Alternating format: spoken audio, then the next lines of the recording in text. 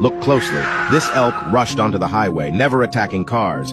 It just kept nodding at people, seemingly asking for help. But people didn't understand. Some even frightened by the large animal. One driver immediately sped away. Then, the elk approached another car. Its eyes were anxious. A lady thought it wanted to be close to humans. The elk let out a cry and didn't seem to want to leave. It looked like the elk was in trouble. So, a kind-hearted man got out of the car, and the elk led them to a mud pit. It turns out several of its companions were trapped in the mire. How smart this elk was to seek human help. One elk, struggling hard, was already buried in the mud, likely doomed. The other 3 elks were probably exhausted too. If not for their companion calling humans, they might have all been buried in the mud. A kind young man put a rope around the elk's antlers. Everyone worked together to drag it ashore. But this elk seemed totally exhausted. The young man quickly gave it some water. Please comment "God bless you" for blessings. The other 2 elks were anxiously waiting for rescue. People immediately began the rescue effort. Dragging in the mud was easier, but this adult elk weighed several hundred pounds. It took a lot of strength to drag it ashore.